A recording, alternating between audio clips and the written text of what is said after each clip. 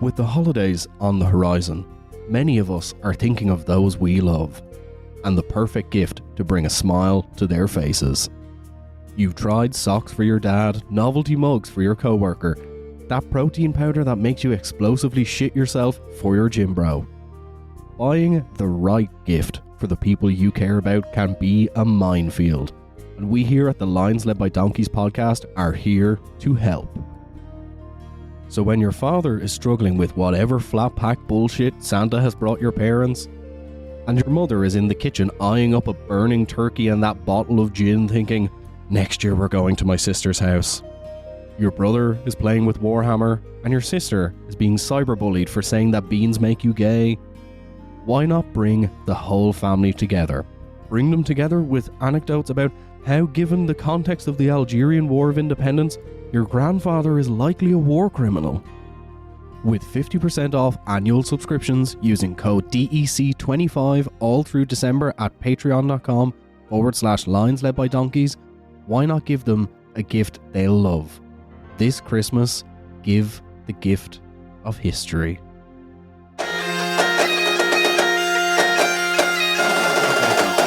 Lions Led by Donkeys.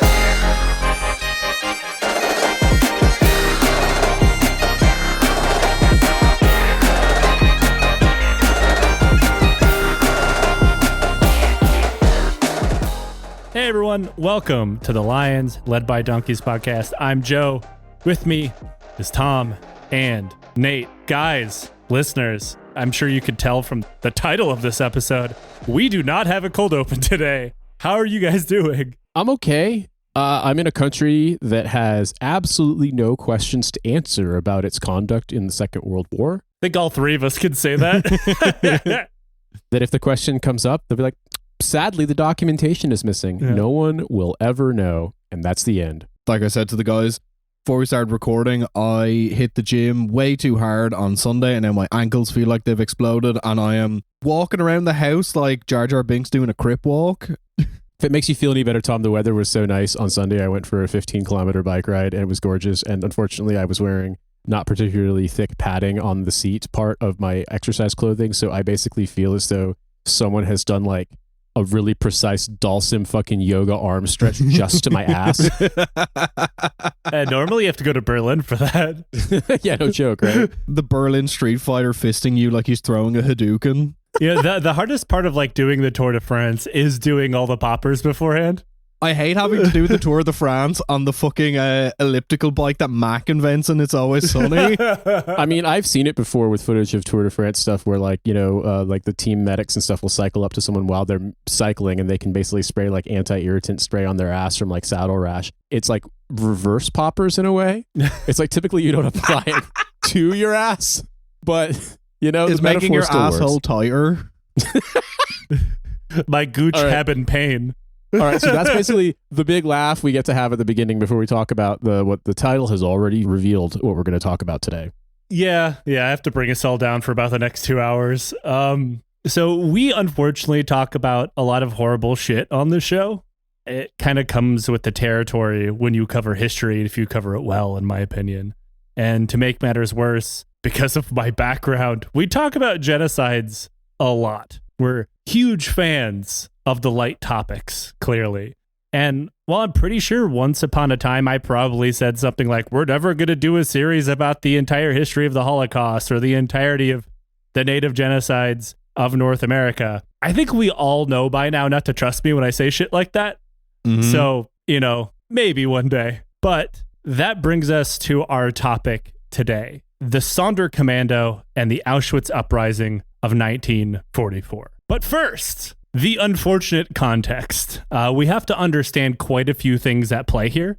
Namely, how did the Auschwitz-Birkenau complex work, what the Sonderkommando was, and how one day they undertook an assured suicide mission to try to bring the killing to an end. Now, this is not an exhaustive history of the Nazis' genocidal campaign against Europe's Jewish, Roma, gay, Jehovah's Witness, and other populations during the events that have come to be known as the Holocaust. But I think you do need to understand how the Nazis' largest death camp actually functioned to understand the context of this episode. Have you guys heard of the Auschwitz uprising? They actually made a movie about it with David Arquette, of all people.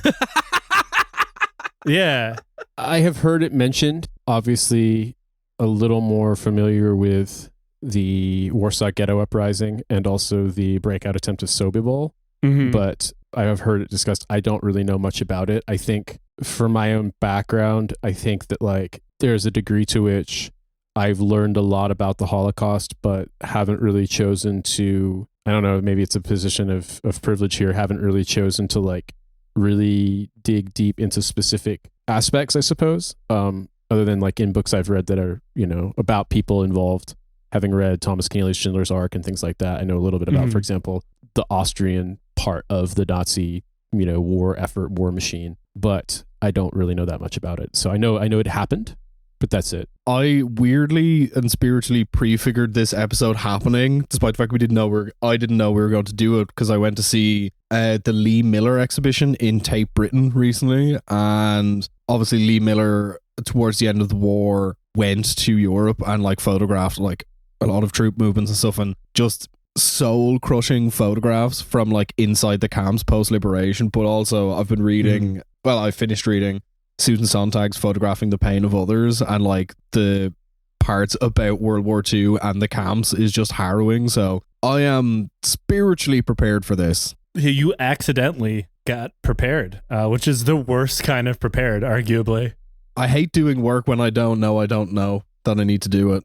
For starters, when I say Auschwitz-Birkenau, it's not a single camp. It is an absolutely massive camp complex. It's kind of hard to understand the size of it without A, seeing parts of it, or B, reading in depth about it. But it included 40 different camps, concentration camps, forced labor camps, death camps, and other subcamps, because these are all different. Not every concentration camp was a death camp. However, obviously, the long-term goal was always the same, whether it be through forced work, disease, starvation, or gas chamber. There are 3 main camps: Auschwitz I, Auschwitz II Birkenau, and Auschwitz III Monowitz. Auschwitz I, think of that as your administrative center. That's where your command structure is. It's paperwork, effectively. Auschwitz II Birkenau is the main killing and disposal center. It's the beating heart of the Nazi industrial murder machine. And Auschwitz III Monowitz is a forced labor camp, which was attached to a very large slave-driven factory for IG Farben. Now, they still largely exist today, and back then they were one of the largest companies in Europe and were the main producers for war material for the Nazis. This included everything from rubber to gunpowder to Zyklon B, the gas used in the death camp chambers. Everything was IG Farben. We did an episode a while ago about a lot of these companies. It's also not exhaustive, but yeah, IG Farben plays a big role. Yeah, if you want to learn a little bit more about the failures of denazification in Germany and how these companies still exist, maybe listen to the first episode of the Red Army Faction series. Yeah. For a small flavor of some of the history on this and going forward, Siemens, the appliance manufacturer, once upon a time, Siemens themselves helped the Nazis, and they once attempted to patent an oven called the Zyklon. Oh. I mean, obviously Siemens is still around. They are still around. They're a huge consumer and industrial producer now. Bayer, as we say in America, the drug manufacturer, was also involved. Obviously, we've talked a little bit about Volkswagen in America. All these companies, obviously.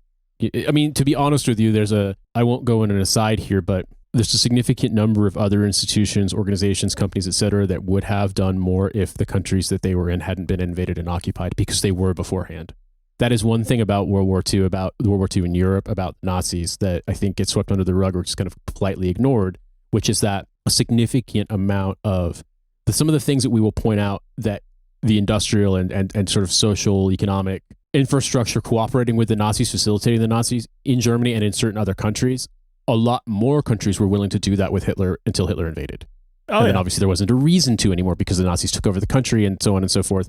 A lot of those countries did execute collaborators quite enthusiastically, but some would argue not enthusiastically enough. Right. I mean, quite frankly, yes, I agree. I'm not saying I'm saying that, but the camp complex did not start off like this. When the Nazis rocked up into town, just outside of Krakow, Poland in 1940. The original buildings were, mostly for a Polish army barracks that was not exactly in the best shape. And a short time later, prisoners began being transported there from other concentration camps that were already established in Germany. The first people brought there were considered career criminals by the Nazis. And in the world of the concentration camp, they wore the green triangle badge. Because remember, at the beginning, concentration camps were for criminals, as well as political dissidents, opponents, anyone the Nazis really didn't like. But at this period, they would serve a period of time before being released.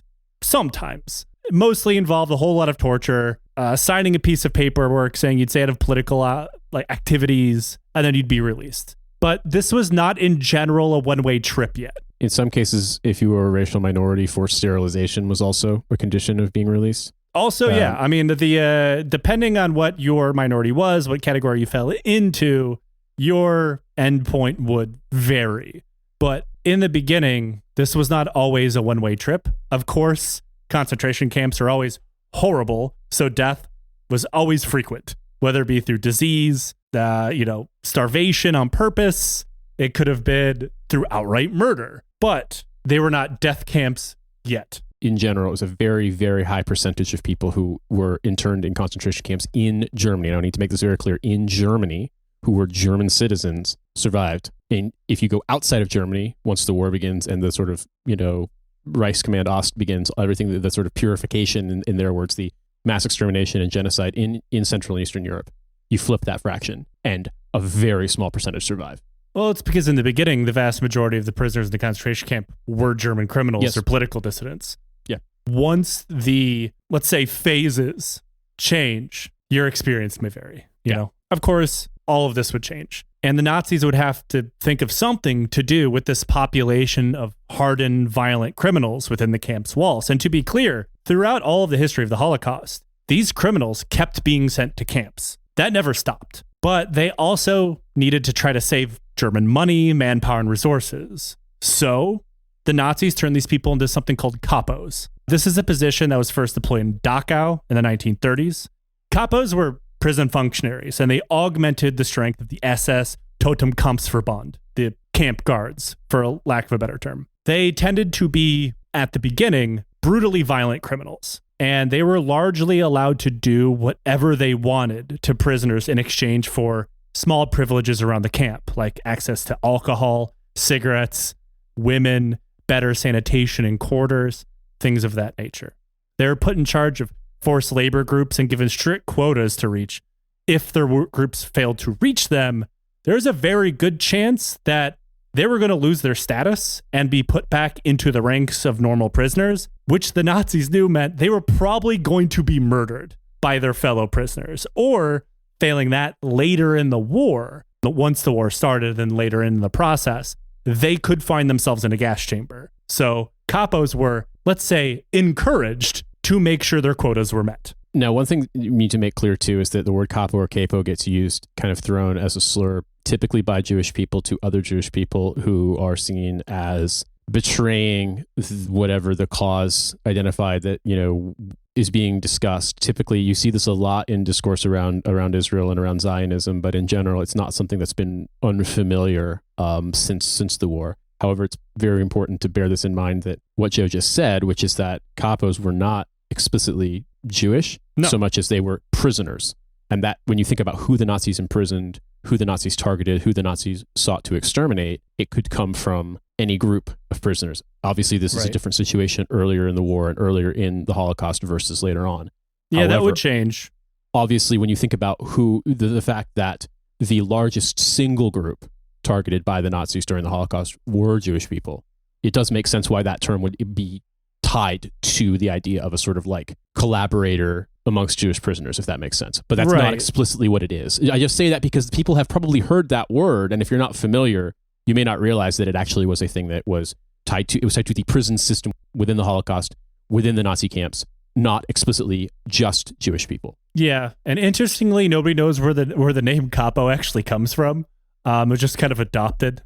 Some people think it comes from the French for caporal or adopted from mafia ties, but nobody's actually entirely sure. A lot of people don't realize that Gestapo is Geheime Staatspolizei. It's one of the weird German acronyms where they do like the first syllables of everything. Yeah. So, sometimes it just is a thing and now no one knows where it came from. That's just the word they use. Yeah, like Nate said, Kapos were not always Jewish. They had no set ethnic background at all. A camp's population, the Nazis did make a lot of efforts to make sure whoever the Kapos were selected were not one of the majority of the camp, whether it be from their nation of origin or ethnicity, because of course the goal was always to send any kind of resistance or murderous intent or rebellion inward. It was to divide and conquer. So if they could make the population of the camp incredibly pissed off at Kapos, good. They were fine with that. Kapos, like we said, started off as violent prisoners, career criminals, but as the camp populations begin to blow up,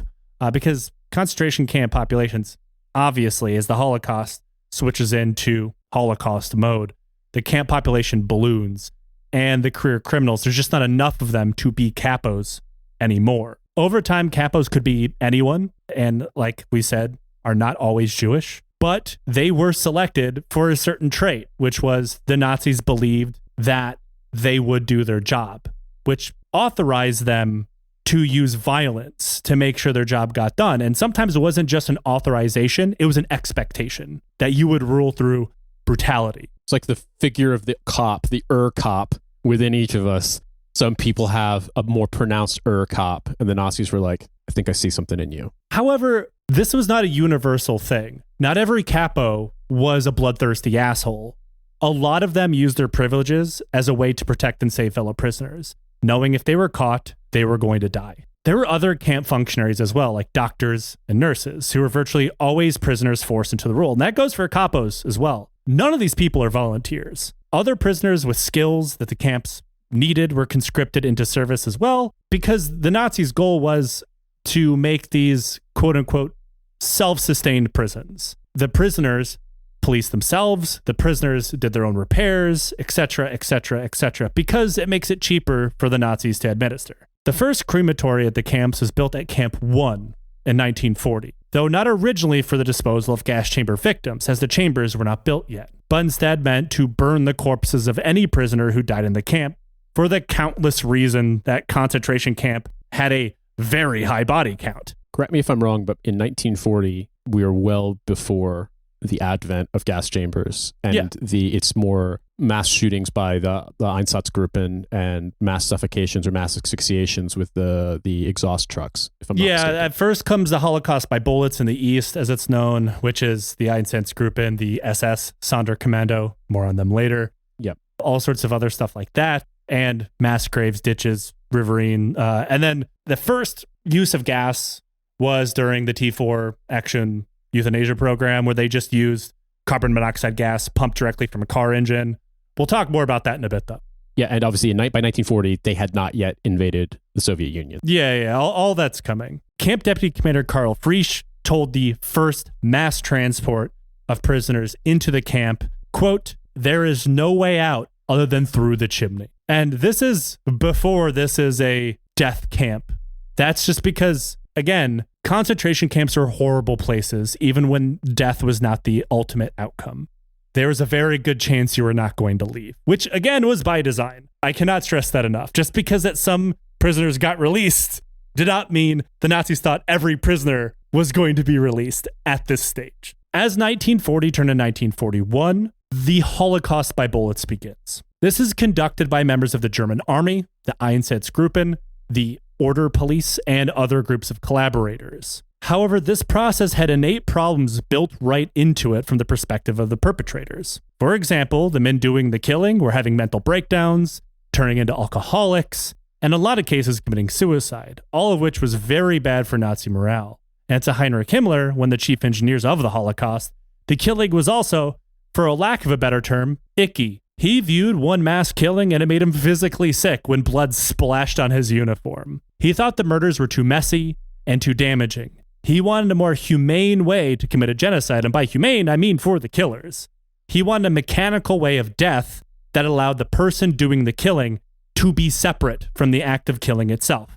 It's the same reason today that when we have capital punishment it is rigged up in a way where the person doing the killing is not exactly pulling the trigger, even though they know that the mechanism that they're using is going to end in human death, if that makes sense. It's like kind of distributing it, abstracting it, so that it doesn't, in the same way that, as I understand it, there have at least in the past been traditions where firing squads, for example, not every firer has actual live rounds. That's still used today when the firing squad is used. And for our non-American listeners, that is still used in America in some states for capital punishment, despite the fact anybody who's ever used a gun knows a blank feels differently.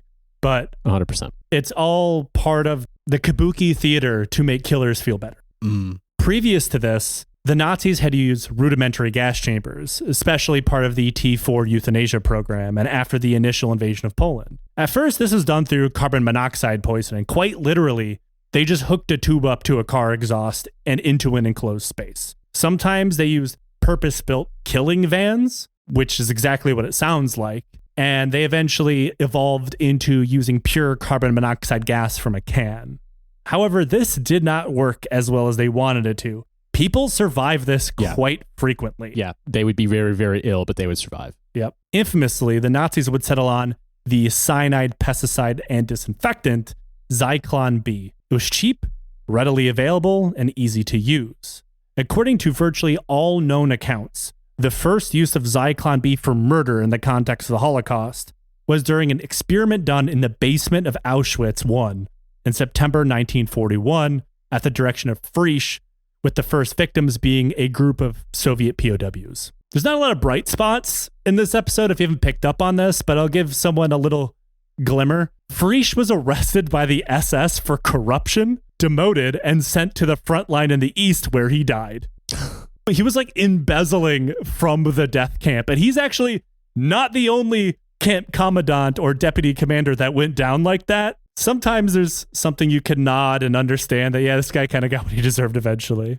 Yeah, it's at least I got one of them talking about this and like talking about the evolution from the carbon monoxide trucks, because I remember when I was in Prague a couple of years ago, they have part of the memorial museum they have there is they have like a display with photos of the trucks, and it's like, it's really grim, but I think the thing that I'd say probably most people struggle with when like thinking about this stuff is that like, yeah, it was like the switch to Zyklon B was like partially like, oh, a scalability question of like, how can we kill more people more efficiently? But like when you think about like, oh, we need to do this more efficiently because lining up soldiers to shoot people just isn't efficient enough because it causes them emotional distress, and like just trying to grapple with that thing in your mind is like so hard. It's like, oh, we have to like spare the feelings of the executioners and we need to do this more efficiently to kill more people. Yep.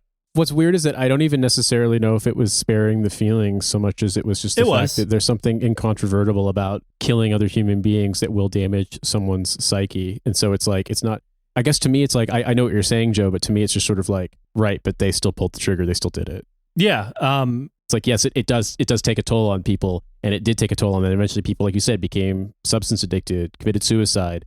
But like, I don't know a ton, and I'll admit that my knowledge of this is just based typically on summary and not of in history books, and not specifically about this topic, like specifically about the psychological impact of the perpetrators. But to me, it feels like what I know of it, and correct me if I'm wrong here, is that what you're describing is absolutely an observed phenomenon, but instances of insubordination against it are far less common. Well, there's a very good book written about that entire subject by Christopher Browning called Ordinary Men that focuses on the order police. And you are correct in that insubordination was virtually unheard of. To take part in the killings themselves was completely voluntary. They could ask to be switched to another unit without any kind of impact on their career. And overwhelmingly, people did not do this. There's a lot of reasons for this that Browning goes into very, very well. But it boils down to kind of a collective organizational, for a lack of a better term, esprit de corps in a lot of ways, because these guys in the order of police were generally not party members. They were not anyone that you could consider fanatics, hence the title of the book and why it's so scary. But yeah, I mean, you were right. There was not really a lot of insubordination, or even a lot of people that refused to do it. There's a lot of people that were given orders to do something and they did it. And to be completely clear, to further their career, because the order police was generally made up of people who were not going to get other good state jobs that paid them decently. Most of them were excused from military service. It was like we've talked about in every genocide we've ever covered on the show. One of the main driving forces for every individual act of genocide was furthering themselves and furthering their life conditions. It was not ideal. It was not ideology. It wasn't even racism. It was nothing like that. It was quite literally securing their personal bag. That goes from Rwanda, that goes for Cambodia, that goes for Armenia, and another added little sprinkle on top that is the repercussions if you don't. Obviously, in Cambodia and Rwanda, a lot of people were forced to do this under fear of death. Most, if not all. If you did not directly take part, you were dead. The Holocaust was not quite that, but it was the implication of what if I don't? What if I do lose my career? What if my family does suffer for this? What if? However, as we know from the documents, that was not the case. They did it because they were ordered to do it and because they directly benefited from the act of organized killing. And this goes all the way back to the beginning of the Holocaust when Jewish businesses were taken away and belongings were taken away and people went along with it because where were those belongings and businesses going? Yeah. Right into your hands, So this is not always an ideology thing. And I know a lot of people are not going to want to hear this, but most people who commit genocide are not diehard ideologues. They're people who wanted to improve their lives through an incredibly fucked up process, and they were given the means to. I guess to close this out, the reason I heightened that is because you're correct in the sense that like they did this. One of the motivations was to spare the psychological damage that it was causing. But, and it's not a criticism of you. It's just more to when you say, to spare their feelings. To me, it's like that kind of pings an alarm bell for me because it's like, well, right. But it wasn't as if they were like, I'm morally conflicted about what I'm doing. It's just that seeing and perpetrating mass murder over and over and over again, no matter who you are, breaks you psychologically. Even not participating, just witnessing it does it to you. That's just how the human brain functions. And so they realized that it was going to harm their resources more if they continued. And so they said, like you just described about the gas chamber and many other approaches with capital punishment, is like distribute responsibility so that exactly people aren't as bothered by it. And from here, the Nazis built the camp's first purpose-built gas chamber, kind of.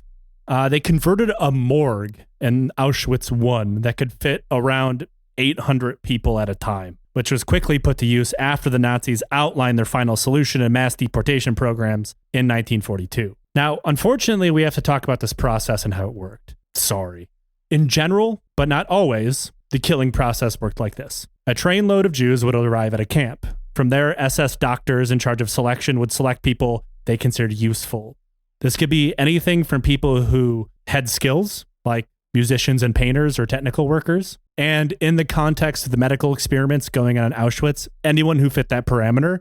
However, this episode is not about Mengelé's medical experiments, but that is also part of it. Or in the case of Auschwitz with the detached force labor contingent, anyone who looked strong enough to work. These people were stripped, their belongings were taken by the SS, their heads were shaved, and they were tattooed with a prisoner number, and they were given a uniform. Then, due to the limitations of the first gas chamber, the Nazis would only select the people they thought were completely useless for whatever they needed. These were the very old, the very young, mothers with young children, the sick, and the injured. They'd be led into the room by the SS, told to undress, their belongings were taken from them, they would have their heads shaved, they were informed that they'd be disinfected and given a shower. Some death camps even had fake shower heads installed in the gas chambers to better sell this lie. From there, they'd be locked inside the gas chamber and Zyklon B pellets would be lit and dumped into the room overhead. This would off-gas into cyanide. Normally, this took about 30 minutes and everybody inside would be dead. This group was never processed into the camp as prisoners. The selection process between temporary life and immediate death took only a few seconds. Their selection was oftentimes uneven, and they were given quotas to hit between the two groups, especially once more gas chambers were built. On average, 80% of everyone who arrived at Auschwitz was marked for immediate death, though the death rate for those 20% who made it past this point was still half, meaning, at best, 10%, give or take, of the people who passed through Auschwitz would survive. In order to make this process quicker, and again, not take as many actual SS men, the Nazis created a new camp functionary, the Sonderkommando. But before we move on, we have to make a few things clear. There were death camp Sonderkommando. Sonderkommando was just a Nazi term for a special task group. This is a specialized group to do any task. Sonderkommando was used quite a few times by the Nazis. Yeah, it just literally means special command in German. In the death camp, Jewish men were selected under the threat of death to do a job they literally did not know what it was until they were confronted with it. There was also the SS Sonderkommando. As the name says, these are uniformed SS men. Absolutely no connection with the death camp Sonderkommando at all. I cannot stress enough that these two people have nothing to do with one another. The SS Sonderkommando, again, special task group, were set up to conduct mass murder or to facilitate mass deportation towards the camps. So many of these were made up SS Sonderkommandos throughout the war. There's a very good chance that Nazi high command did not even know how many there were. These were oftentimes temporary to be given a certain task, at which point they would go back to whatever their normal job was. Again, these are actual members of the SS, not prisoners in the camp, despite the name.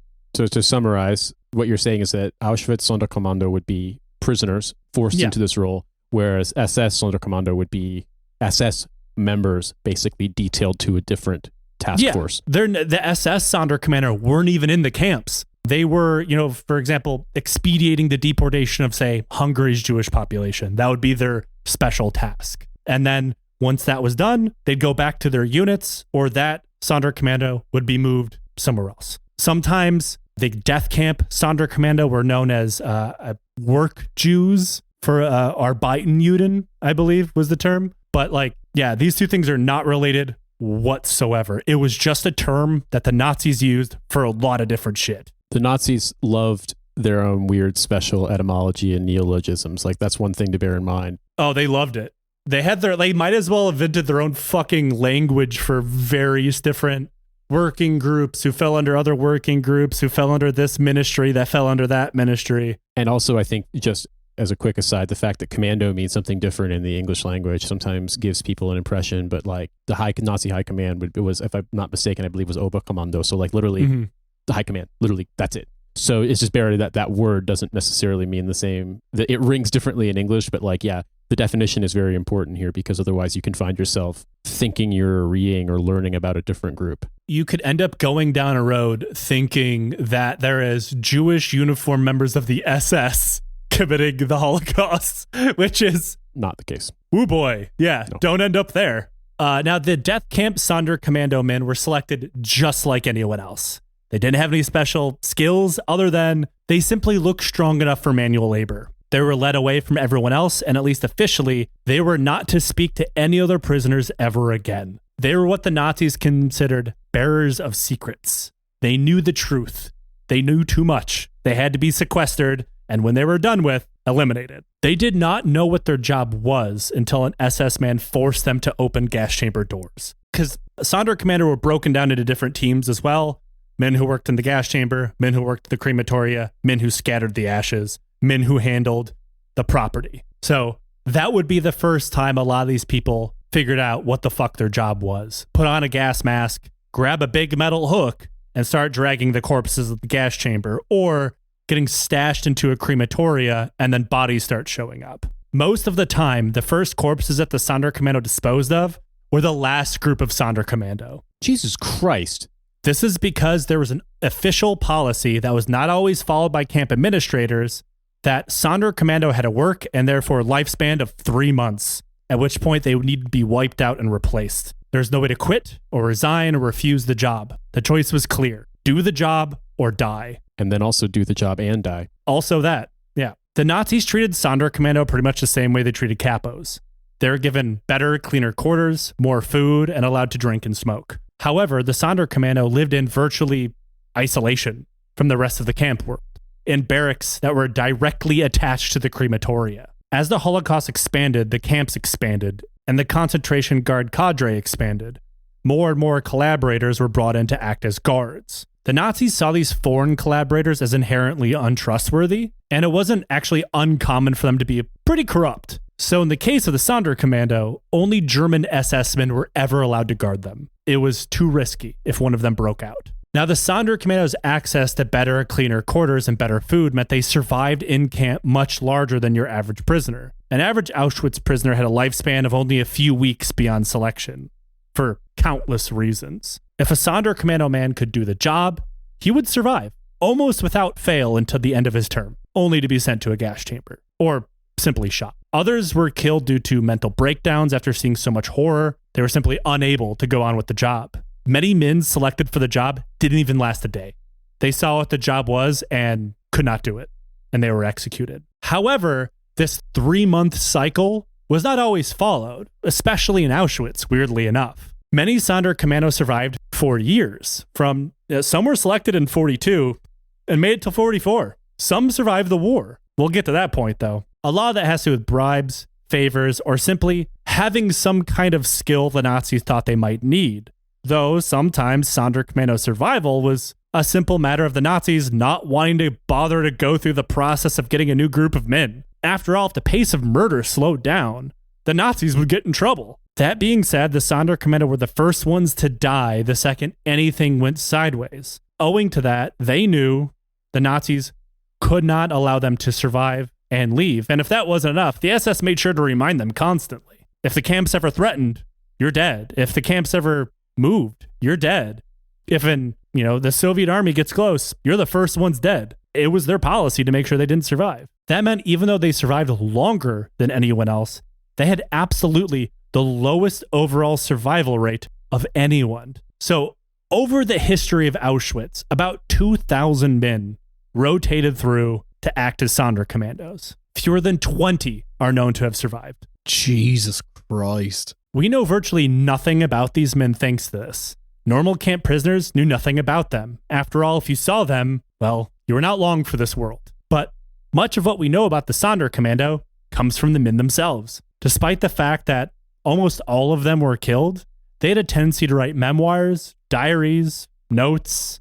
They even kept detailed notes of how many people were killed and when deportation trains came in and how many people were on them, and buried it on the camp grounds where they were recovered after liberation. We have most of this in detail information to thank because they scrawled it out on scraps of paper and buried it literally right next to the crematoria. At first, the crematoria were not used to dispose the thousands of victims that were coming out of the gas chambers. Rather, Sonderkommando were tasked with dragging the bodies out of the gas chamber, loading them onto wagons, wheeling them out to the edge of camp, and burying them in mass graves. For many Sonderkommando, this would be the last time they ever saw their family because they were burying them. Though the job of the Sonderkommando was about to get much, much worse.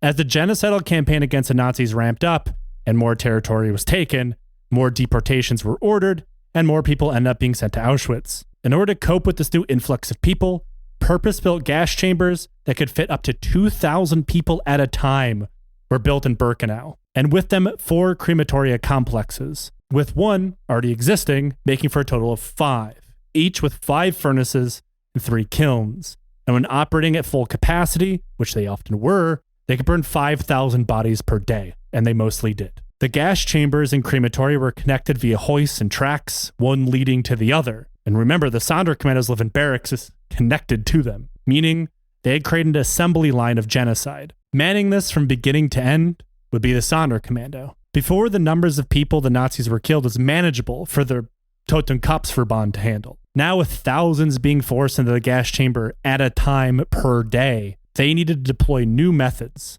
The Sonderkommando would now lead the condemned to death into the gas chambers, instructing them what to do the whole way. Oftentimes, they'd say not to worry about the cold because there's hot tea waiting for them on the other side. And if they went faster, tea would still be hot when they got to it. The Nazis themselves would do the killing with the gas, and then the Sonderkommando would wait about a half hour, don gas masks, and begin to pull the bodies out, pausing at this moment to search each body for any last piece of jewelry someone might be hiding on themselves, or gold teeth in their mouths, which they were forced to pry out. I should point out that failing to do any of this would result in their immediate death, though some Sonderkommando men stole these valuables and kept them to themselves, later to be used to bribe the guards. The corpses were then loaded into the crematoria, and when that process was done, Another team of Sonderkommando would load the ashes up and scatter them in the nearby woodline and river. You might be wondering, how in the fuck could a person do this job? How could they keep calm and lie to people's faces as they're about to be ushered to a fate that only you truly knew? Well, we actually know. As one Sonderkommando man put it, he didn't see the point of telling them. He thought it would be cruel because they were all going to die anyway. And to be clear here, the men knew that they were all going in that chamber in the end as well. They knew this fate waited for all of them. And for many of them, at least with the testimonies that we know about, forcing the poor people to panic by telling them would only add to their misery. One Sonderkommando survivor, Leon Cohen, put it thusly: "Are you out of your mind to tell people such a thing? How could I tell people they're about to be murdered? It was impossible to tell this terrible truth to anybody. You have to realize that the system was too sophisticated for us to interfere with in any way. The people were doomed to die and I couldn't do a thing about it, so why tell them?" The Nazis' tendency to not follow their own rules regarding the 3-month Sonderkommando lifespan meant that over time, some of the men were able to build up a decent stockpile of stolen goods to bribe and barter with their guards. And this is how they would eventually make contact with other prisoners.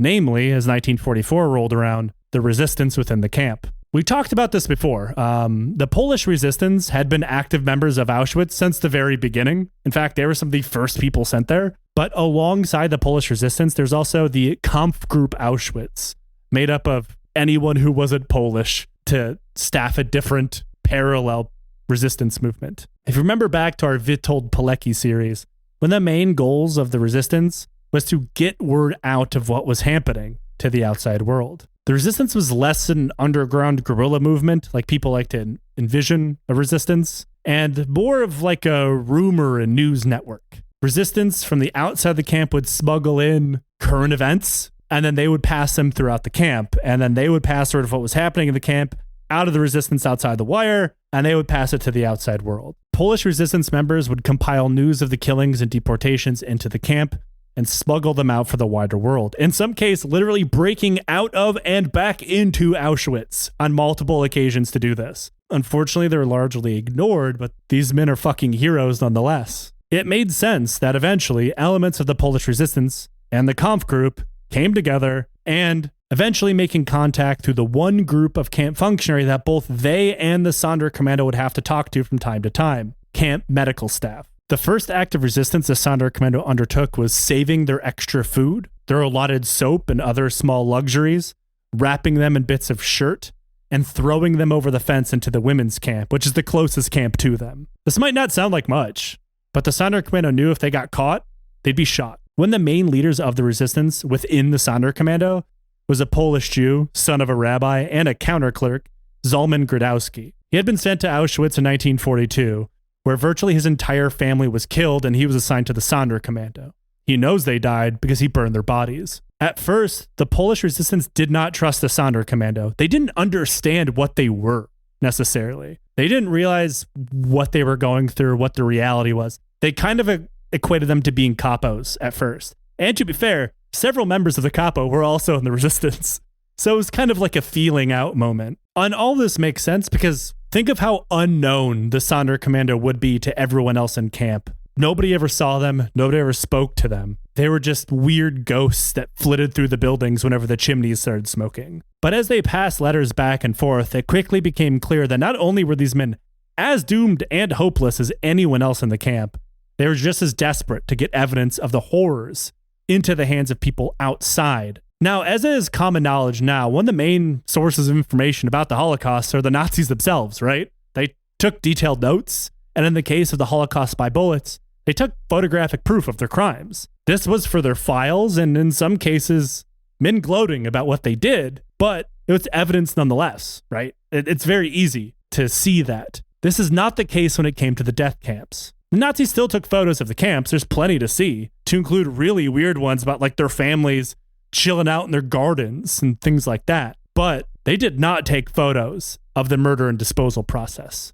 It was strictly banned. And that makes sense. Remember what the Nazis' message at the time was. They weren't killing anyone. People were being resettled elsewhere. They couldn't publish this. The resistance was desperate to get the truth out, and not just testimonials. They had plenty of those, but real functional details. You know, this saying goes, the devil's in the details. It's hard to disprove what's going on if you have pictures and diagrams and numbers. And it goes without saying that a normal camp inmate would not be able to get anywhere near this stuff. So the resistance began compiling information from the Sonderkommando, mainly from a man named Filip Muller. Muller and other Sonderkommando began to make detailed sketches of the gas chambers and crematoria. They even managed to pass on a label from a can of Zyklon B. From there, they were smuggled back into the hands of the resistance, who in turn hand them off to two resistance members, Alfred Wetzler and Rudolf Verba, who were then charged with breaking out of Auschwitz and getting the information to the hands of the resistance at large. And this worked. It's known as the Verba-Wetzler report. It's insanely detailed. And what's interesting is people were questioning it at first, thinking it was some kind of misinformation or a lie.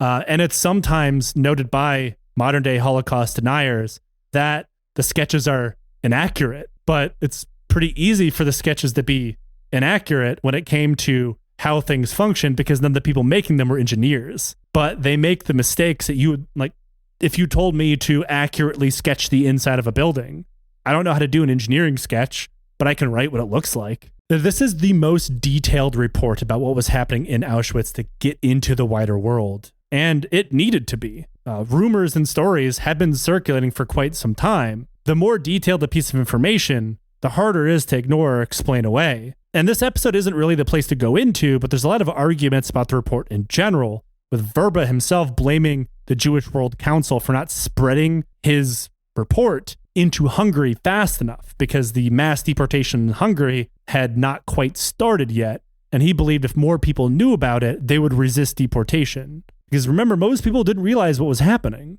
And he thought if they dispensed with it quicker, people would be more informed and resist it more. He accuses them of costing delays, which cost lives. This isn't really the place for that. There's a lot of details into that, but this is not the only bit of resistance happening within the Sonderkommando. Like I said, they and the resistance wanted photographic evidence. But how the fuck do you get a camera into Auschwitz? Think of how big a camera is in the 40s. I was about to jump in and talk about cameras in the 1940s generally were either kind of Rolleiflex style accordion cameras or like big medium format box cameras. There were a handful of like parallax based rangefinder cameras, but like you're getting either something that folds up kind of like a notebook, or you're getting like a little tiny rangefinder camera that is hard enough to conceal. Yeah. Well, there's also the question of some of the keepsake photographs that have appeared in historical record as things traded by Nazi soldiers or collected by Nazi soldiers. There's one in particular, there's a photo that's kind of informally titled The Last Jew in Vinica. And the thing about that is that that photo was reproduced because it was a Nazi soldiers treated this as kind of a keepsake. It was popular among them, but it wasn't a soldier's personal photograph. It was taken by a photographer, most likely with a camera on a tripod, because it was meant to be that kind of an exhibition of what they were doing for themselves. And that was during the Holocaust by bullets. Correct. Which, in a lot of times, they use those photographs as effectively progress reports, for a lack of a better term. Yeah, but I bring it up because the notion of finding, people, there have been instances of, for example, stories of people finding photos like this on the bodies of German soldiers, but these were not photos that they had personally taken. It is just as macabre in my mind. These are photos that, because of what they depicted, were popular as kind of like souvenirs and keepsakes, and thus multiple copies were made and they were sold or traded, which is not that different than how Americans treated photos of lynchings, except that they were actually sold and commercially produced as postcards because America. And just think of like how crazy it is that they were willing to reproduce some of these photos, but how seriously they took no photos of the gas chamber, no photos of the crematory. Yeah.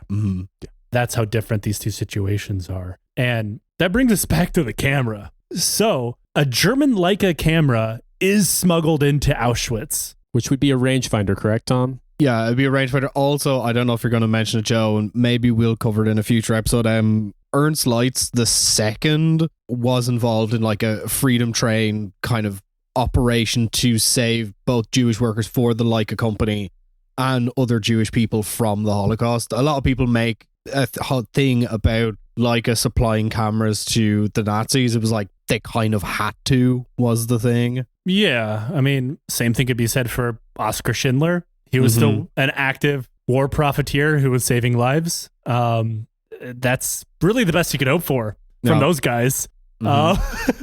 So through a chain of custody going from the Polish resistance outside the camp to the inside, a German Leica camera was smuggled into Auschwitz-Birkenau, namely through a resistance member named Stanislaw Kladinsky. And then they were also able to get film as well. This was passed on to the Sonderkommando to try to get pictures of the actual killing process of Auschwitz. Operating as a team from within one of the gas chambers, a group of Sonderkommando, Alex Herrera, Alter Feisenberg, and the Drogon brothers Shlomo and Josek were able to get the only known pictures to exist of the Auschwitz gas chambers and crematoria in action. The 4 pictures, now known as the Sonderkommando photographs, taken over the course of about 30 minutes, depict a naked woman being led to the chambers and the burning of their bodies afterwards. The pictures are all very blurry and out of focus,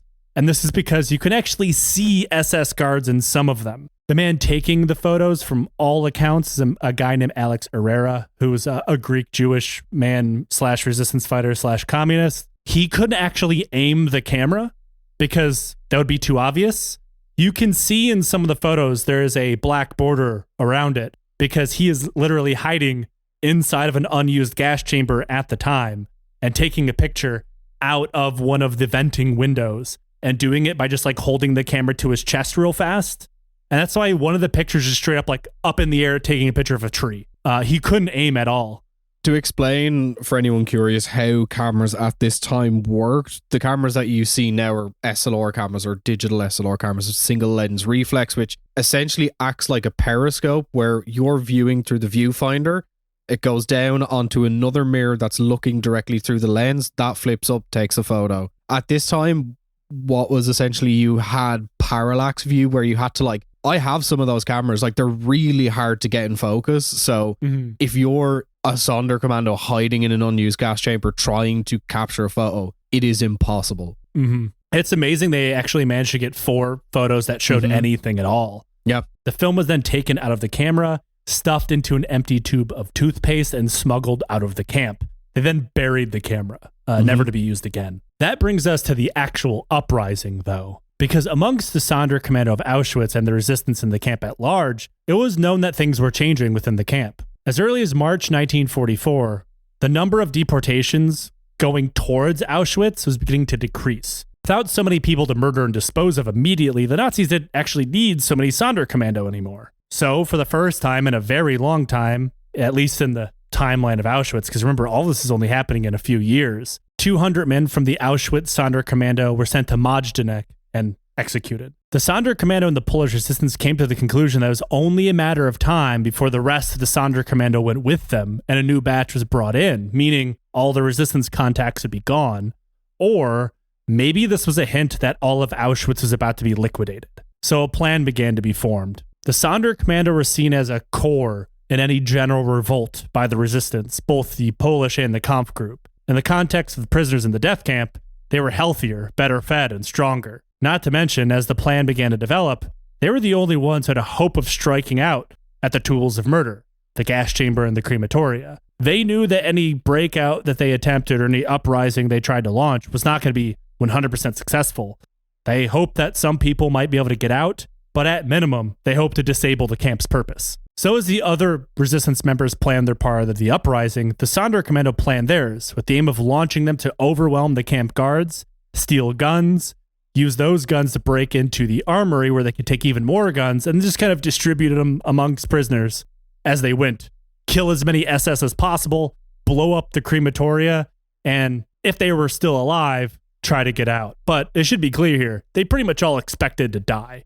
They knew in the event of any camp uprising, the SS would kill them first. According to the original plans, all of this was meant to be launched in July of 1944 to aid the ongoing Soviet Operation Bagration. We aren't entirely sure how the Sonderkommando resistance got in contact with the women prisoners who worked in the munitions factory, but we do know that they did. The women working with gunpowder would sneak away tiny amounts, and I literally mean tiny, only like a teaspoon per day, hidden within bits of cloth and then concealed on their bodies. From there, they would smuggle it to another woman, the ringleader of the women's camp resistance, Rosa Rabata, who worked in the Effektenlager, which is the office where all Jewish property was sorted that was stolen from the dead. Now, normally people like the Sonderkommando and Rosa would never be allowed to interact. The Sonderkommando did handle property taken from the victims of the gas chamber, but they were sealed into a container and given to an SS man who would carry it to the Effektenlager.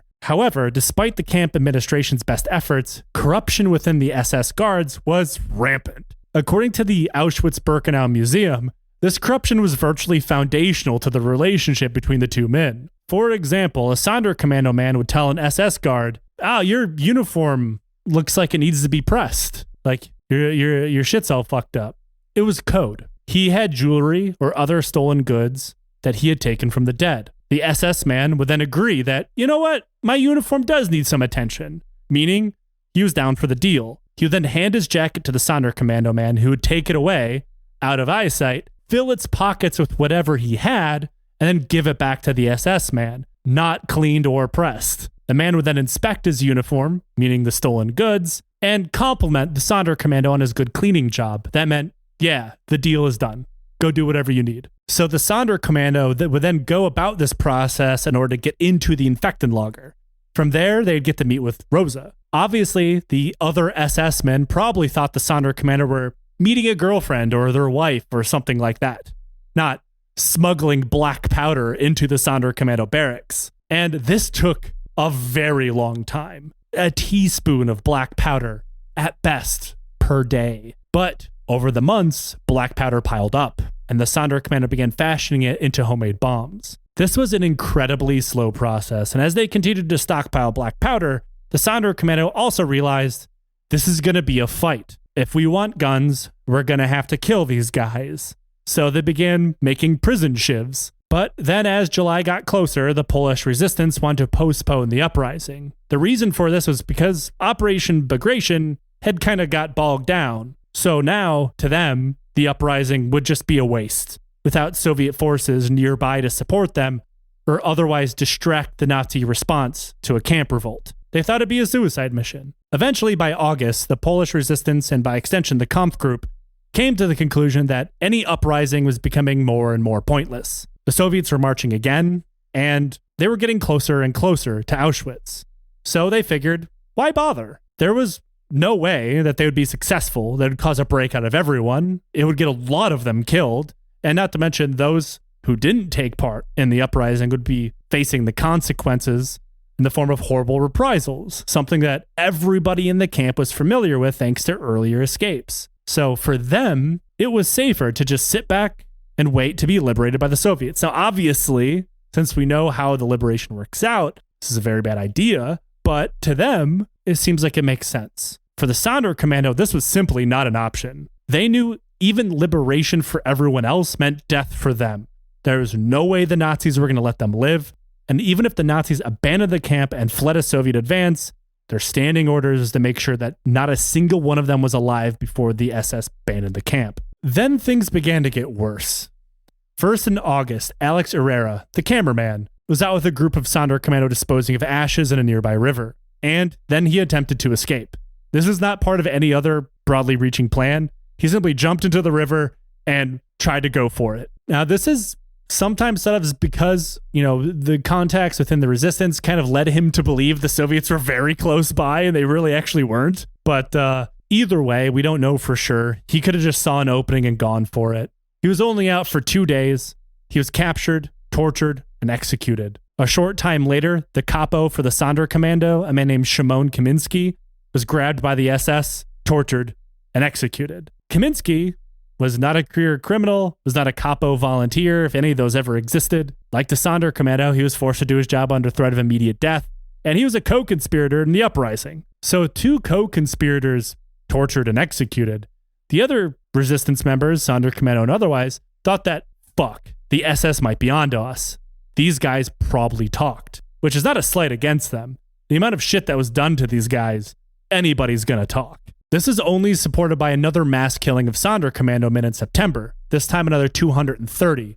And interestingly enough, the SS took great efforts to conceal these murders from the rest of the Sonderkommando, something they never bothered to do before. They were led away and gassed by the SS personally. Their bodies were taken away and burned in the crematoria by the SS men themselves, rather than using the Sonderkommando men, as they had done virtually every other time a so-called, quote, generation of Sonderkommando was wiped out. But, the SS men, they weren't exactly super familiar with what to do, so they just left the ashes of the Sonderkommando inside the crematoria, and the rest of the Sonderkommando, when they went to work, realized what happened. They put two and two together, understanding that we're going to be next. Like, something is changing. We're all going to be killed. Knowing that their time is coming to an end, the Sonderkommando men decided amongst themselves to launch the uprising without the help of the rest of the resistance. They didn't have a set date, at least not from what we can tell. Instead, something seemed to force their hand. On October 6th, 1944, a Sonderkommando man described only as a Soviet POW got into a fist fight with an SS guard while working crematoria number 3. This is something most people probably assume actually happened quite frequently. I mean, after all, look what they're being forced to do. But despite being doomed men from the start, working what might be the worst job in human history, this kind of confrontation was unheard of. SS men did not carry weapons around the Sonderkommando. They didn't see the point. The Sonderkommando did not fight them. When Henryk Tauber, one of the other survivors, was asked why didn't they kill the guards, he said they didn't see the point. Sure, they could have overpowered a guard and killed them really whenever they wanted to, but it wouldn't do anything to stop the camp or slow down the killing. It'd be pointless. It would just get a whole bunch of people killed in reprisals. Yeah, I mean, like, in the grander scheme of things, it's like, yeah, you can fight back for 15 minutes, but you have a certain death, whether it's after that 15 minutes or in a week or 2 weeks or a month afterwards. Yeah, if you're a Sonderkommando and you take it amongst yourself to, stab the shit out of an SS guard, good for you. I'm not saying that's a bad thing, but you certainly condemned everyone else around you to die. A lot of guys who are not in on the stabbing, which is part of the security, It's part of the conditioning that goes with living in these concentration camps. But something caused an argument between the Sonderkommando and the SS, ending with the SS man to get decked.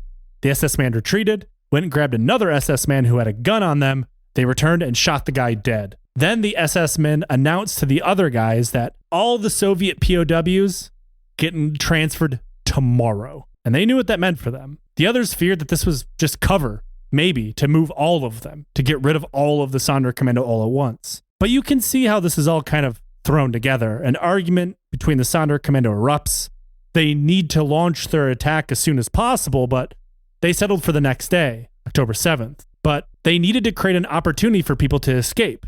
The best time for that would be at night. That way there'd be the cover of darkness when they, run through the woods. They have better chance of evading SS patrols. But others argued if they did that, well, that would be after the transport of the Soviet POW Sonderkommando. So it was decided that they would have to attack before they left. At around 1 p.m., the SS ordered the Sonderkommando crews of Crematoria 4 and 5 to gather in the workplaces. Then they began to hold a roll call. Anyone who was called to be getting sent to their deaths. Suddenly, in the middle of all of it, the Sonderkommando stopped following orders. As the SS stood there yelling at them, confused as to why the men weren't listening to them for the first time seemingly in ever, the Sonderkommando launched themselves at the camp guards, armed with homemade knives, hammers, wrenches, and fire stokers, while others ran. Now, unfortunately for the Sonderkommando, since a little blow-up the day before, the SS were now carrying pistols and submachine guns. As the hammer versus submachine gun fight broke out, the men who ran had other jobs to do. Some ran into the barracks, setting their straw mattresses on fire, hoping that the black smoke would be something of a signal for everyone else, because different groups of Sonderkommando can't talk to one another. Several men were shot while trying to run from the burning building, while others in Crematoria 4 stayed inside the burning building as it came down on their heads. But the fire quickly spread to Crematoria 5 at some point, and the flames reached the stores of gunpowder and detonated. Or maybe the men inside had enough time to plant their bombs into the furnaces. We honestly have no idea. Either way, the building came down on their heads on the Sonderkommando inside, who purposely stayed behind, armed with knives and hammers, to make sure the SS could not try to put the fire out. The SS called in the Camp Fire Brigade to put out the fire that was consuming the crematoria. The fire brigade was also, surprise, surprise, made up of prisoners. And as the fire brigade unrolled their hoses and, they reached out to the barracks that are hooking it up to the water pump, they just stopped working. They refused to continue, standing there and watching the barracks burn. The fire brigade leader then got in a screaming match with the SS, telling them that they were not going to work. It was only when he was held at gunpoint that he finally did, though after the fire was put out, the fire brigade was forced to strip naked, lay down on the ground next to the crematoria, and they were executed at random via gunshot to the back of the head. Now, if you couldn't tell how all of this is unfolding in like a piecemeal fashion, the men of crematoria 4 and 5 had no communication with the Sonderkommando and the other crematoria. It was only when they heard the gunshots, the screaming, and the smoke, they knew something was kicking off. Then they saw SS reinforcements coming to the area and assumed they were coming to kill them. We don't know if that was true, but it probably was. Or they could have been there to contain them to make sure it didn't spread into that barracks. Acting immediately, the Sonderkommando turned and stabbed their capo, a guy simply known as Tauber, and shoved him still alive into the crematoria furnace. Jesus. If you couldn't guess, Tauber was a bit of an asshole. Fucking hell. Yeah. You have to really hate a guy to put him out like that. So whatever the reason is, I'm trusting the Sonderkommando on this one. Yeah, to be honest, it's like, look, shove him in the furnace, let God deal with him. Yep. Then the men in crematorias 2 and 3 began trying to lure SS men into the building, like calling for help. This might seem weird, but remember, they only have some knives and shit. They really want their hands on those guns. So they're hoping to lure them into the building to stab the shit out of them and steal their rifles, pistols, and submachine guns. But the SS were already sporting a couple hammer-related injuries and were too afraid to fall for the fake calls coming from the crematorias. The uprising between the two groups wasn't coordinated at all, and the crematoria were separate, and there's no way for them to talk to one another with the SS around. According to one man, they did try to send like a runner back and forth, but he was shot. According to other accounts, it didn't happen. It's kind of fractured in a lot of ways. Also, remember, virtually none of these people survive. So it's really hard to piece the story together. How far apart were the crematoria? Not very. Very, very close, actually. But, when you have 100 dudes with submachine guns, the distance might as well be a marathon. Yeah. So the Sonderkommando crematoria 2 and 3 said, well, regardless of whatever's happening and what happens next, they're going to kill us all. It's time to go. A few men, maybe 3, according to some tellings of the story, volunteered to stay behind, plant their homemade explosives, and sit in the crematoria guarding them until they went off, while several hundred more would break out, run south, and try to get out of the camp. Their testimony would be evidence that they could bring with them to the outside world. On the way, they would cut as many power lines as they could, due to the fact that Auschwitz had electric fences, and they would cut a hole in the adjoining women's camp to try to give them a path to escape. They chose the south of Birkenau because it was the only realistic pathway. There wasn't some massive wrought iron fence like you're probably imagining. Remember, these guys, they had to spread ashes. They had to dig bodies up. They did put bodies in the ground first and dig them back up, put them in the crematoria. They needed access to the outside world, for the lack of a better term. They were under heavy guard, of course, but they had a way out. Instead of this massive big fence, like it would make sense that it would exist, it was only a couple scattered guard towers made out of wood and smaller fences and things like that. Not to mention the men in those guard towers had orders to shoot anyone who passed by. But not all of the towers were manned all the time, something that the Sonderkommando knew because they were out there pretty frequently. So as the hundreds of men ran towards the towers, the furnace is exploding behind them, fires kicking off, you hear gunshots and screams and whatever. The lone SS man on duty panicked, dropped his rifle, and ran. I think also as well as worth mentioning, for those who don't know, like Auschwitz was big. Like it was a big fucking area, and like yeah, it was truly fucking massive. Again, 40 camps. And it's not as simple as like cutting a hole in the fence, running, climbing through it, and like running away in the space of 5 minutes. It's like you have a decent amount of ground to cover to actually get out. There's also the fact that there were lots of interlocking fences. Things were sectioned off from each other. There were gates. Their main camp fence was not like the area. That was not the border, the barrier between most prisoners, because they actually were in like there was the penal barracks. There were a bunch of different places where people would be under even further guard. So it was sort of like interlocking layers of stuff to get in and that's out. not to mention nothing but like dead ground outside of it. This entire area is patrolled by SS. They know where the nearest villages are. If someone gets out, they have an idea of where you're going, From here, the Sonderkommando hid in the woods, eventually coming across a perimeter patrol of 3 SS men, jumped them, beat them to death, and stabbed the shit out of them before running into a nearby village. Unfortunately, like I just explained, in the case of any prison break, concentration camp or otherwise, the first town is going to be the first place that the responding forces check. So the SS had laid a trap for them. SS soldiers armed with rifles and machine guns waited. We aren't entirely sure of how this chapter of the story plays out precisely, but it's thought that most of the Sonderkommando are killed here via gunshot, whether caught in the ambush or executed shortly afterward. While a group managed to get away from this and hide in a grain silo, which the SS then set on fire. Nobody survived. Meanwhile, in the camp, a mass execution of the Sonderkommando was underway. They're forced to strip naked, they lie face down on the ground, and were executed via a gunshot to the back of the head. By the time they were done, out of the 650 Sonderkommando who manned the killing machines of Auschwitz, only 105 remained. But their suicidal uprising was shockingly effective. Only a single crematoria, 5, was still functional. Crematoria 4 was so damaged, it was never put back into service. And the SS launched an investigation of just how this could have happened. They happened to find several of the homemade bombs on the escapees, and still others that went unused inside the crematoria. This, of course, led them back to the munitions factory. Several Sonderkommando were kept alive, just long enough to be tortured and get the names of the women who helped them. Rosa Rabata and the others were quickly captured and tortured in an effort to get more names of those involved in the plot. Despite being literally torn apart for weeks, they only named Sonderkommando men they knew were already dead, which is why any of these men survived at all. Eventually, they are brought in front of the camp population to be executed via hanging. Rabata, standing in the gallows, screamed, "Sisters, revenge," before she was killed. The uprising of the Sonderkommandos of Auschwitz is not the only one of its kind.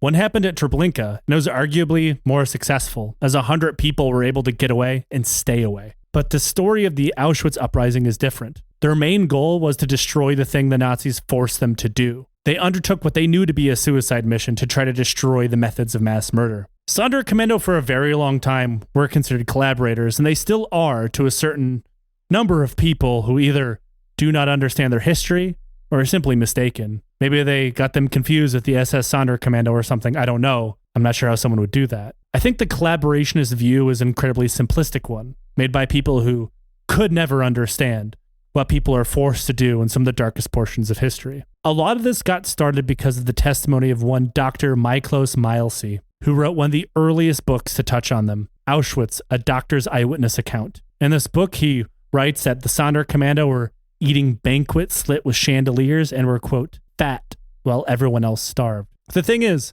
we have pictures of Sonderkommando, and you would never consider any of them to be overweight. At best, they looked slightly better than the rest of the camp population, which is still quite bad. Also, the doctor had been helping Joseph Mengele in his experiments, which were taking place in the camp. The doctor was also forced to do these things, so that's no doubt.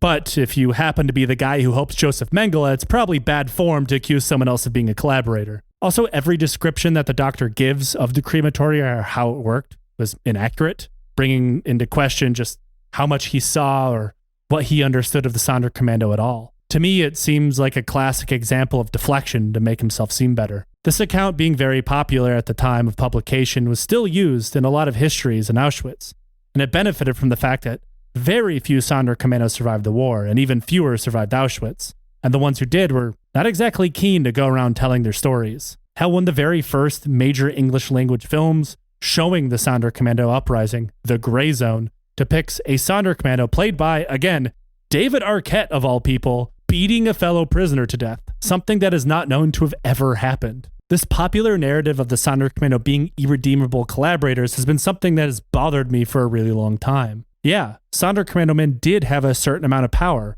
over their prisoners when they arrived at the death camps. There's no questioning that.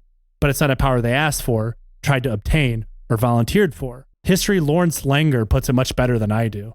Quote, behavior in the camp cannot be viewed through the same lens that we use to view normal human behavior, since the rules of law and morality and the choices available for human decisions were not permitted in these camps for extermination. He probably best describes what the Sonderkommando faced as, quote, a choiceless choice. The end. I think the thing with the the doctor accusing them of being collaborators is, I think, the way I look at it is like you are chosen to live a finite living death for however long you're useful, and then you get a bullet in the back of the head and your body burned to ash. And it's like, what choice do you make? It's not like, if I work with you, I'll survive. They knew they were going to die. Yeah, they could just hope maybe that they wouldn't be the one, you know? I think it's very easy for people to discredit others when it comes to the lengths that human beings will go to survive. Even if that survival is 3 months, you know? Even if a Sonderkommando knew they were going to die in 3 months, that 3 months is better than 0 months. I think the argument behind the Sonderkommando, the argument with the Capo is similar to some extent, is everyone wants to believe that they would not do these things if pressed. It's just like Langer puts it. You cannot view these decisions through the normal lens of morality. Morality did not exist. It's hence the term, the gray zone. People do what they need to do in order to survive. And like the Sonderkommando Cohen put it, he did what he needed to do to survive. He did not kill those people, you know? Yes, he did not tell them they were going to die either, but again, he saw it as a cruelty. They were all going to die no matter what, because that was their reality in the camp. Why would he do that? One Sonderkommando man, Filip Muller, who we talked about, attempted to kill himself by simply walking into a gas chamber with the crowd one time. He was stopped.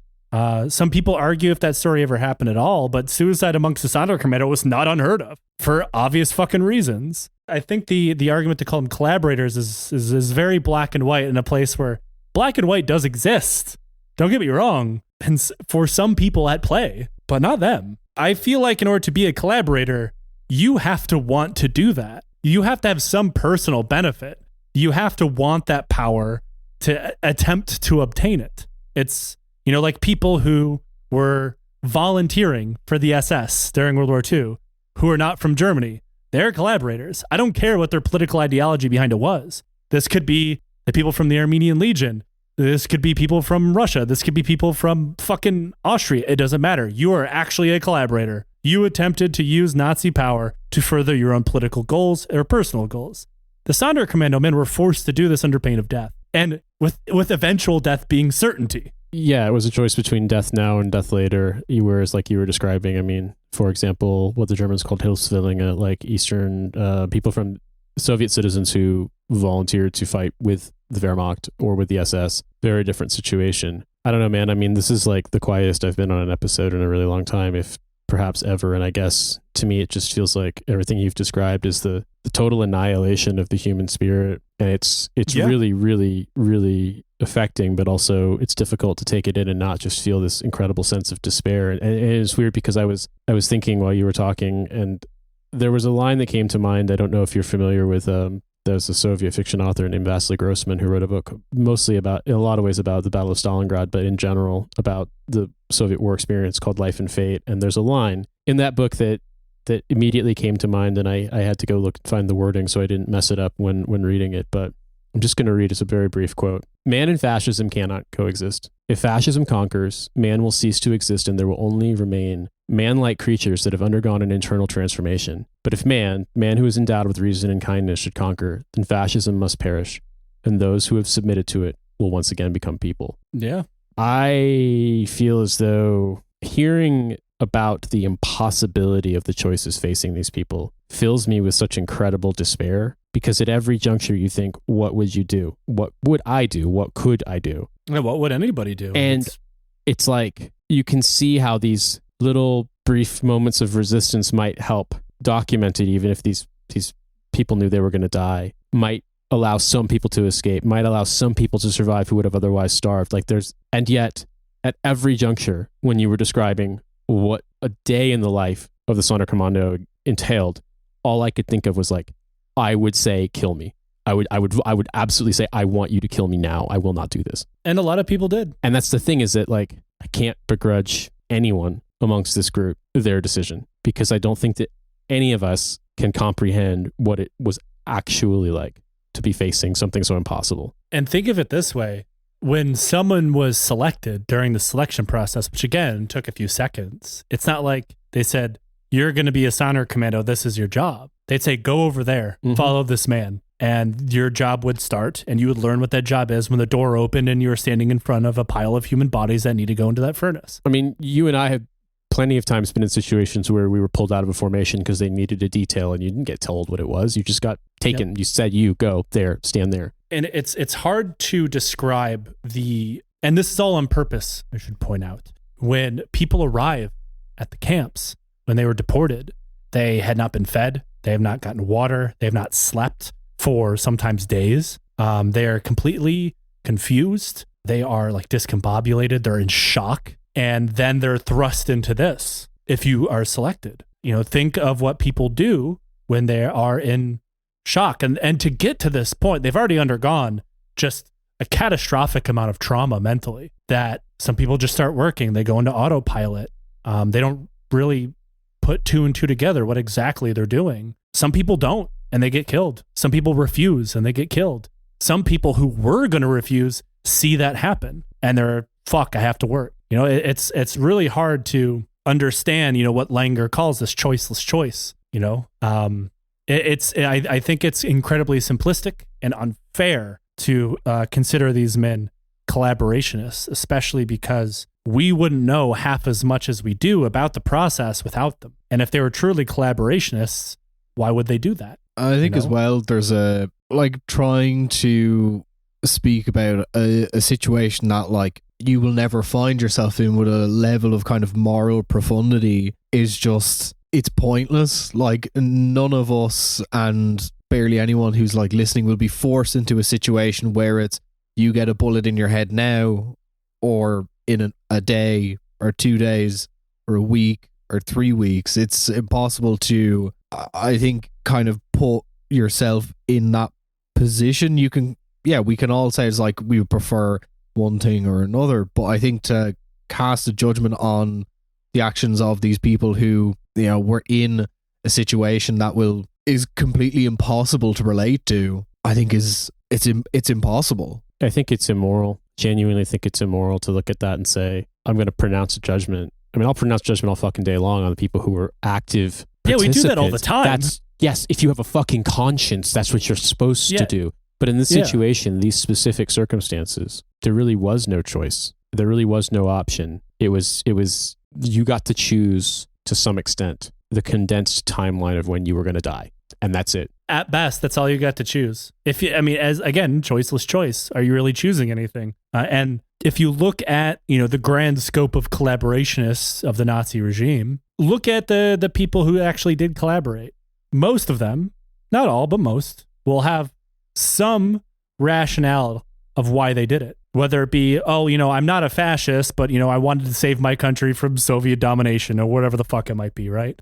Or I'm not a fascist, but, I was really dedicated to self-determination and, whatever the bullshit reason is, they have a reason. Not a single one of these Sonderkommandos has that because they didn't have a fucking choice. The difference between a collaborationist and effectively a victim is having a choice. But this is the thing that I always, when people, use Hannah Arendt's the banality of evil, in my opinion, in the wrong context, people are like, oh, it's that, these people did these horrible things. And it's for the most part, there is very, very petty justifications, like you said, Joe, of small personal gains. This isn't necessarily that oh, I'm going to survive, I'm going to escape. It's these small personal gains that people can garner from engaging with an objective evil. That is it. And it's that ordinary people and ordinary men will do inherently evil and torturous things to others for what? An extra piece of gold in their pocket or an extra $5 or whatever. Yeah, go back to our Rwandan genocide series. Look what some of those people were doing to steal from their neighbors. People in Germany and conquered states were doing a lot of the same. But also, I understand why people would make the argument, why people would ask the question, why did you not tell these people they were about to be killed? And I absolutely understand entirely why the response was, that's an insane thing to even think of. It's cruelty upon cruelty. And not to mention, if they did, they would die too. And nothing was going to change. Yeah. The scale of what was up against them was such that it wouldn't have made a difference either way. And that feels cynical. I understand the instinctive revulsion to that.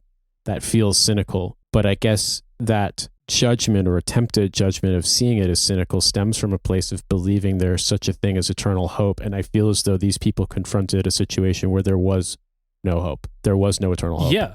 Some of them were fortunate and survived, but in general, that wasn't a moral judgment. That wasn't a statement of their actions. That was just chance. That was just the law of averages distribution. And nobody has more right to be the most cynical person and hopeless person on earth than one of these guys. I mean, it goes back to one of the timeless things that was etched into one of the walls of the concentration camp. Like, if God exists, he needs to ask me for forgiveness. You know, if of course these guys would think that the entire world is hopeless. I mean, even if they only survived for 3 months within the camp, again, that was longer than virtually anyone else. And think of all of the other things they saw to make it that far. Mm-hmm. Of course they would think everything is hopeless. And not only that too, but I think we all have within us kind of animal brain instinct that wants to survive, that wants to live. Even we don't necessarily always feel that way, but when your life is actually threatened quite often, even in my least happy periods when I was in something where I thought I might be at risk, when I had a quick jump scare where I actually, just dodged something that was going to fall on me, when I had guns pointed at me, when I got shot at, you have an urge to survive. You have an urge to live. You want to live. Your brain wants to live. Your body wants to live. It's just what makes us human. And thus, you also, regardless of my own reaction earlier, what I said, you cannot also obligate these people retrospectively to say, you should have just accepted instant death. No one should. That's an insane thing to say. That's also an insane thing to say. I personally do not think that I could have stared it in the face and said, I'm willing to do this to do the best that I can to try to help. I would have wanted to die. I think many people did, from what you said. Many people took that choice. That's the choice I think I would have taken. I would not in a million years say that the fact that I feel pretty certain of that grants me the right to judge the people who didn't take that, because I will never, God willing, never experience anything within a fraction of the same fucking universe as what these people experienced. And not to mention, going off of some of the scraps, memoirs, diaries that these guys left behind, a lot of them wanted to die as well. And yeah, I mean, it's a lot. I think that this story is hugely important for people to understand history better. Of course, I'm going to say that. I am the one who decided to study genocides. But I think that these more intricate parts of this major part of history that people, I think, don't understand as completely as maybe they could or should.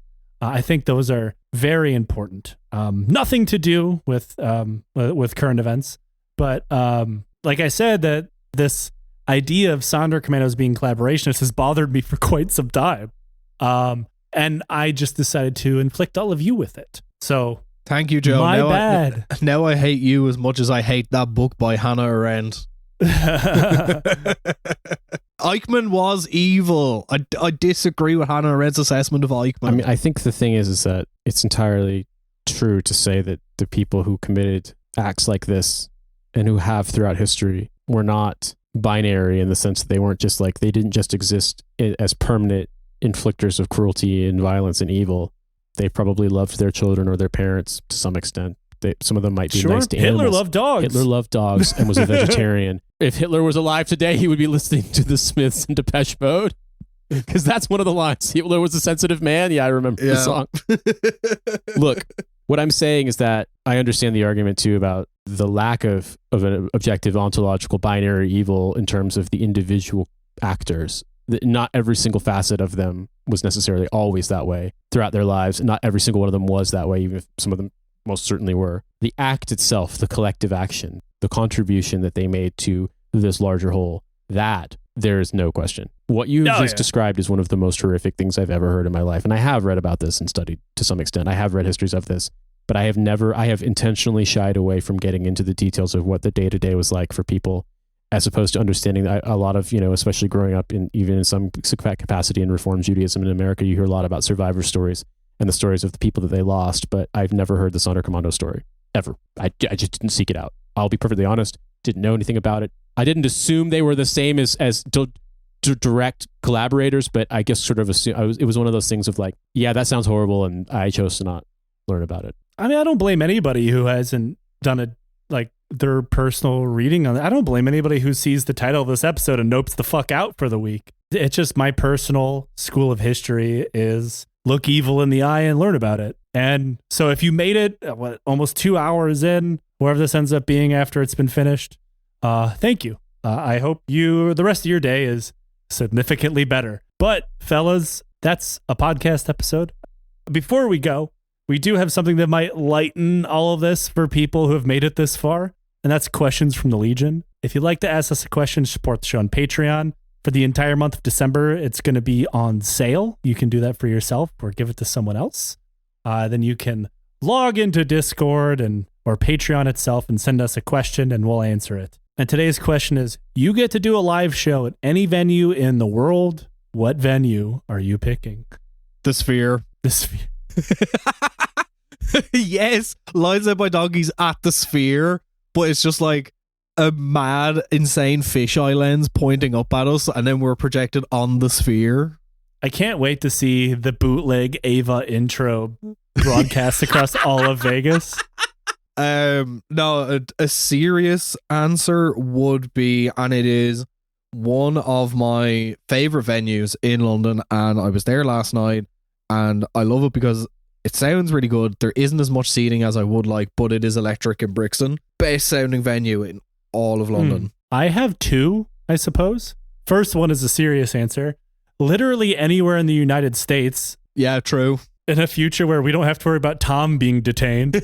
And my personal answer is, so in Armenia, there is a puppet theater. Now, this puppet theater venue is, of course, built in Soviet times and was used for what the name entails. It's still called the Puppet Theater, but for some reason, it is the venue where all like death metal bands go to perform in Yerevan. I want us to perform at the Puppet Theater. My joke answer is Atu Station, which is in the Aleutian Islands. It's so far west that it's in the Eastern Hemisphere.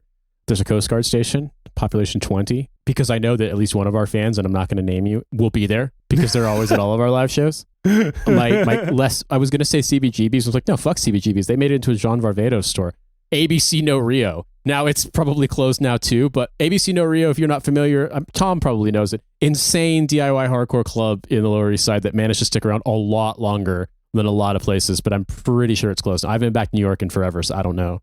Yeah, but Nate, honestly, like knowing us and the coterie of people that love to come to our live shows, we more than likely will be instead in Max's Kansas City. Yeah, that's true. Or I was thinking St. Vitus in Brooklyn is another one too. R.I.P. St. Vitus. St. Vitus is closed. No, I went to St. Vitus and saw this horrible doom metal band. They were so loud I had to leave after 20 minutes, and I had hearing protection. It was so fucking loud. I was like, I'm gonna die. Or alternatively, we could do my favorite recent venue, aka the bridge in Hackney underneath it. I was going to say that, like barrels. Under the overpass. Yeah. I can't think of anything more on brand that if we did a live show under an overpass in like February with burning barrels everywhere. But fellas, I think that is a good place to wrap it up here. You all host other shows. Plug those shows. Trash Future, what a hell of a way to dad. Kill James Bond. Listen to them. They're funny. They're not harrowing. Not like us. We're funny too normally. Normally my waveform doesn't look like fucking somebody died and you got an EKG hooked up to them.